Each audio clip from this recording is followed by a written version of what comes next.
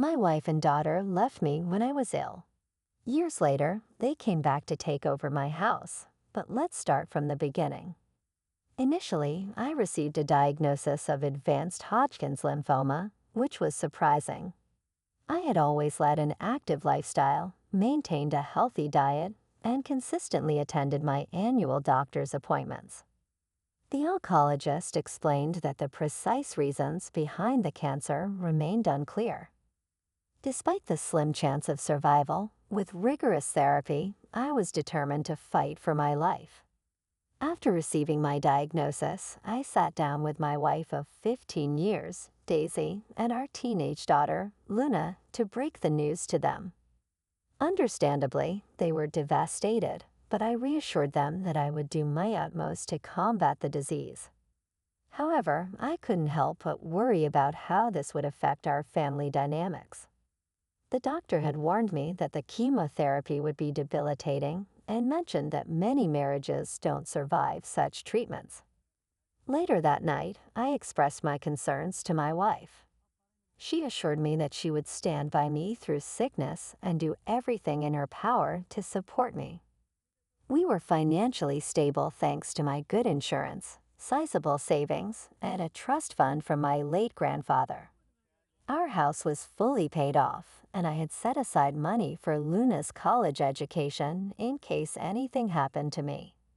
A week later, I started chemotherapy, and it was incredibly taxing.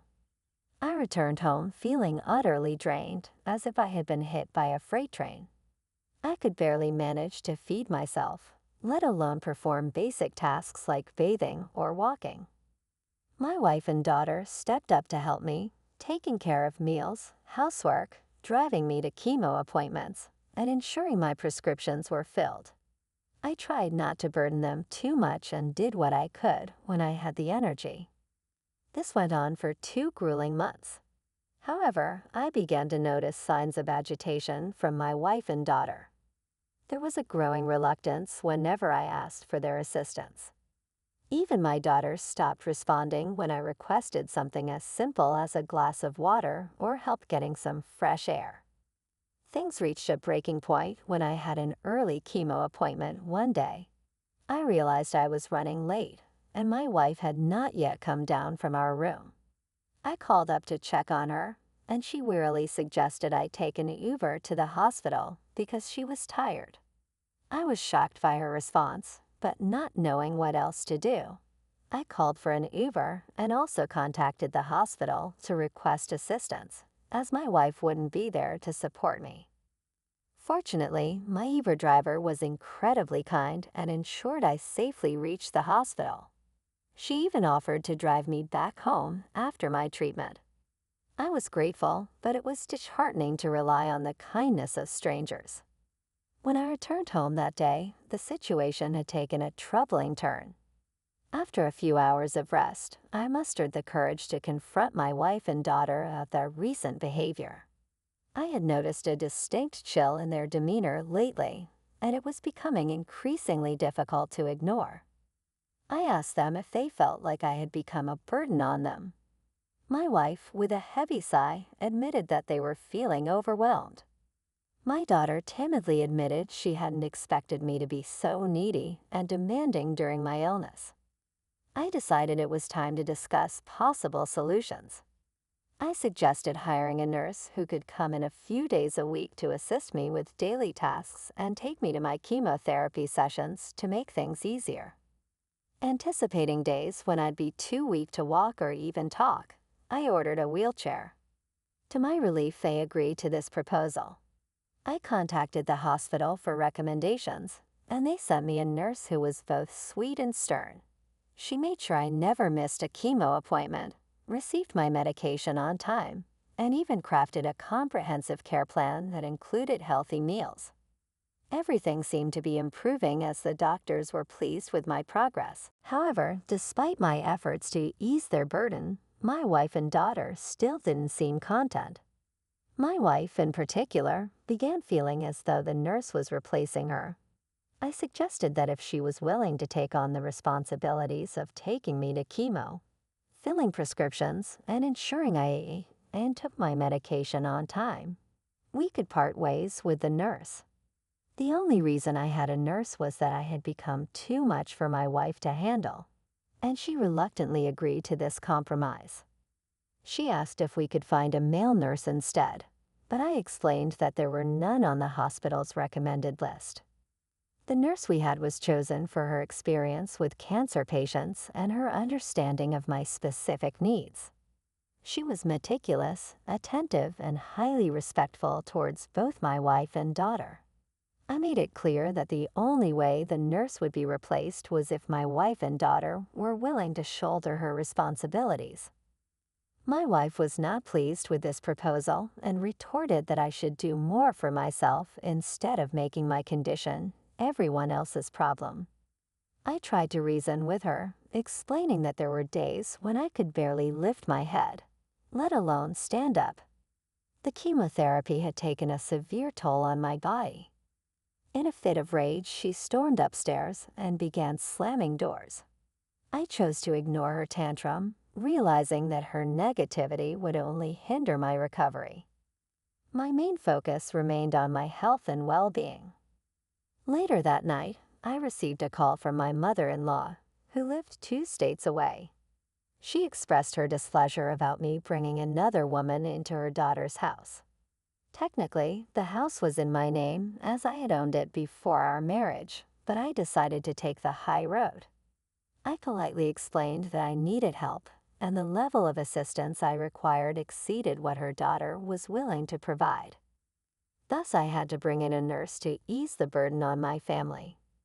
I emphasized that the nurse's presence would only be temporary, lasting for the duration of my remaining month of chemotherapy, provided the cancer didn't persist or worsen. She didn't seem entirely convinced, but eventually, she left me alone, which was all I wanted. For about a week after that conversation, things seemed relatively normal. My treatment continued to progress smoothly.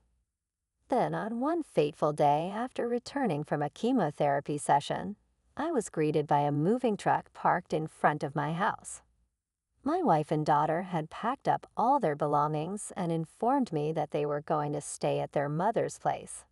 I was deeply hurt and upset, but exhaustion held me back from expressing my feelings properly. The timing of my wife's departure, right after my chemo sessions, when she knew I'd be utterly spent and unable to communicate effectively, felt cruel. In search of some clarity, I turned to my daughter and asked if this was what she truly wanted. After all, she was old enough to make her own decisions. Her response hit me hard. She said she would rather live with her mother because she found it too difficult to live with me. It was a painful moment watching them leave, with tears welling up in my eyes. It was precisely what I had feared when my chemo journey began, feeling unwanted and abandoned in the midst of my emotional turmoil. My brother stepped in with a solution. He noticed the nurse spending some extra time with me that day and inquired if I had any family members nearby who could provide support. My brother lived 3 hours away and had 2 young children of his own, but he generously offered to take time off from work to stay with me until I could find a more permanent arrangement. When he arrived, he was furious about what my wife had done, referring to her as selfish and ungrateful. He pointed out that she had never had to work since our marriage, and I had always ensured she lacked nothing. My brother's time off from work was limited to a week, but he had another suggestion in mind. His wife's sister, Kara, was going through a painful divorce and needed a safe place to stay temporarily. Her soon-to-be ex-husband had been the breadwinner, leaving her with limited financial resources. Kara was also studying radiology at a nearby university on a scholarship. My home was conveniently closer to the university campus, making it an ideal solution. I would have someone in the house in case of emergencies, and she would have a haven away from her tumultuous soon-to-be ex-husband. I agreed to the arrangement, assuring my brother that Kara wouldn't have to pay rent since she'd already be putting up with me. She could choose whichever bedroom she preferred. I didn't mind. My wife and daughter had taken almost everything, leaving only the bed and a few dresses. My brother stayed the rest of the week, and Kara arrived on his last day. He helped her move in, and she expressed her gratitude for letting her stay with me. Kara promised to be considerate, clean up after herself, and assist where needed. She was a genuinely kind-hearted person. I explained to her that she wouldn't have to do too much, as my nurse would now be coming in 7 days a week instead of the previous 4. I bid farewell to my brother and helped Kara settle in as best as I could. In the weeks that followed, things went relatively smoothly. I missed my wife and daughter, but it appeared that I was the only one feeling that way because they didn't even bother to call or check up on me. Kara's presence proved to be a tremendous help.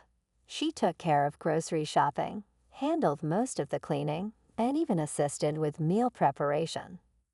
Throughout this time, she never uttered a single complaint. About a month and a half after my wife's departure, I received the news that I was cancer-free, a momentous occasion celebrated by ringing the bell at the hospital. My nurse asked me what I wanted to do next now that I was essentially cured.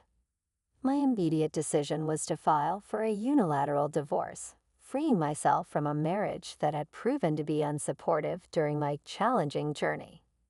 With the divorce proceedings in motion, my focus shifted toward the next crucial step: recovering from cancer. It was a journey in itself. Slowly but surely, I began to regain my strength.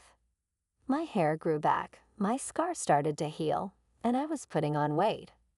I stuck to my healthy meal regime for the most part, but allowed myself some cheat days to savor the favorite meals I had missed during my illness. It's been 6 months now since I've been declared cancer-free, and I believe I'm finally ready to move on with my life. I made a call to my old job, and they're willing to rehire me for remote work if I choose to return. I think I'll take them up on the offer because I'm planning to move away. While I have an attachment to my house, there are too many painful memories here. I yearn for a fresh start with something smaller. My wife doesn't know it yet, but I'm planning to give the house to Kara. She came through for me when I was at my lowest, showing immense kindness even though we were practically strangers. She's free to sell it if she wishes. I no longer want anything to do with it, especially if it means my wife or daughter could lay claim to it. My new place is in a quiet neighborhood in the countryside, and I'm eagerly looking forward to this new beginning. Asterisk asterisk update number 1, asterisk asterisk. Hey, wife and daughter. It's been over a year since my initial diagnosis, and I've settled into my new place and neighborhood nicely. There are plenty of friendly folks around here, and I've made friends with my neighbors, including Sophia, who lives across the way. She's a widow who lives alone with her kids, scattered across the country, visiting only during Christmas and her birthday. Sophia invited me to her porch for drinks and conversation, and she shared the heartbreaking story of losing her husband to lung cancer. She emphasized how important life insurance was for her family's financial security.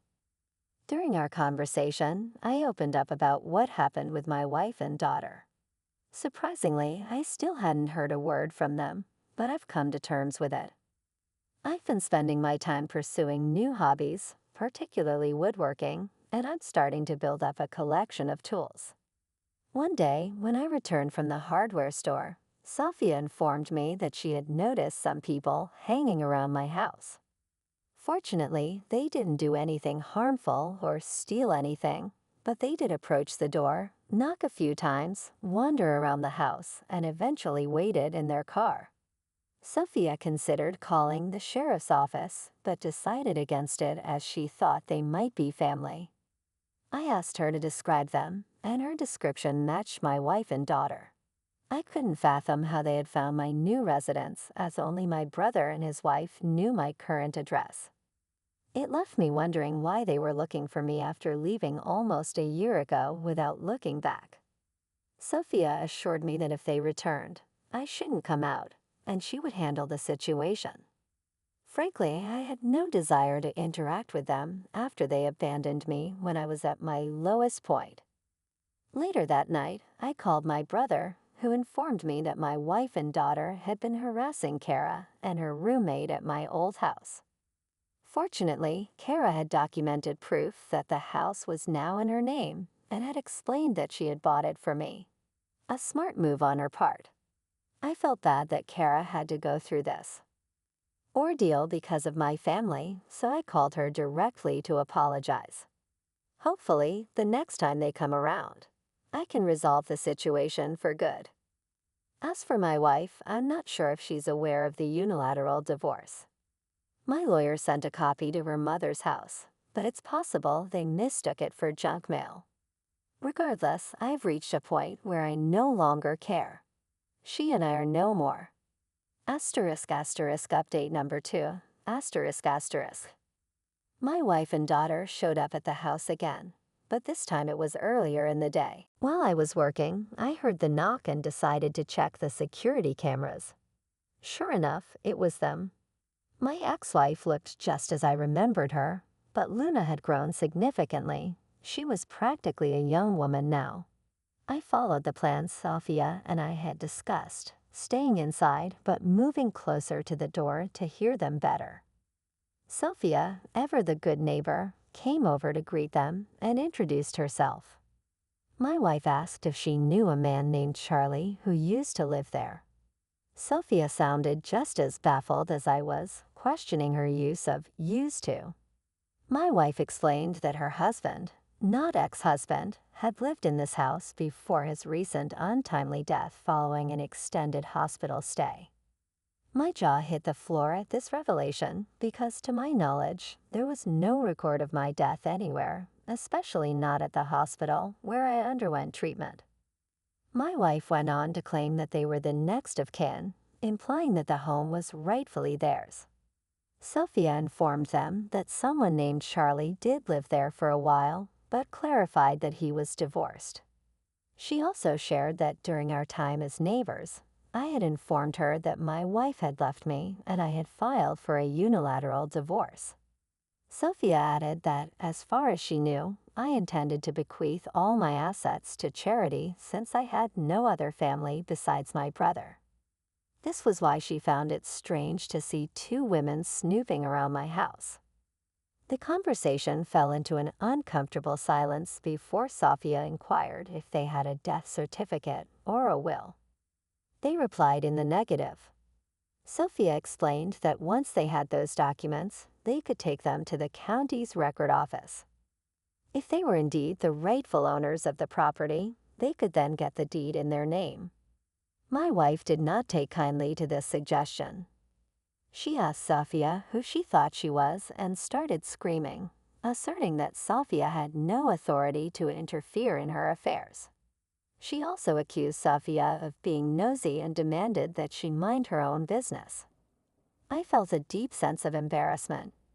The people in this neighborhood had been nothing but kind to me, and here my ex-wife was making a scene and disturbing their peace. Part of me wanted to go out there and give her a piece of my mind, but I chose to stick with our plan. Sophia, bless her heart, apologized to them and explained that she was merely trying to be helpful. She returned to her own home, and shortly after, my ex-wife and daughter left. After finishing work, I went over to Sophia's place to apologize. She brushed it off, mentioning that while she found my wife's behavior repulsive, she also found the outburst somewhat amusing. I wished I could agree with her, but I knew my wife could be hot-tempered when upset. If she ever returns, I am determined to confront her and ask her to leave me in peace.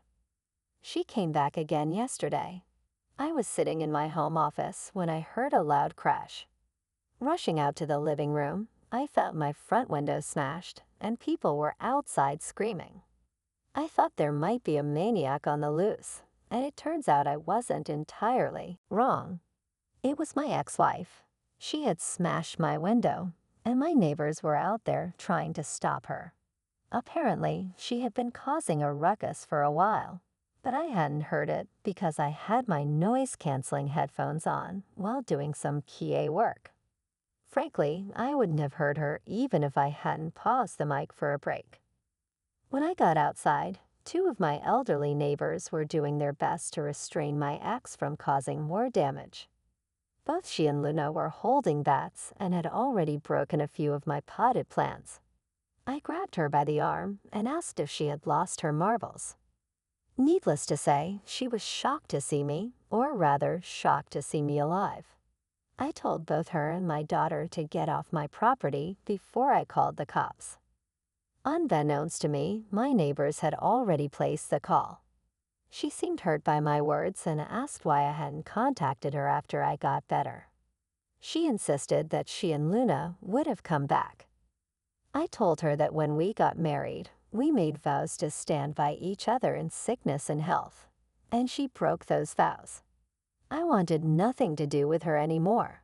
She's no longer my wife. I sent the divorce papers months ago. I asked her again to leave.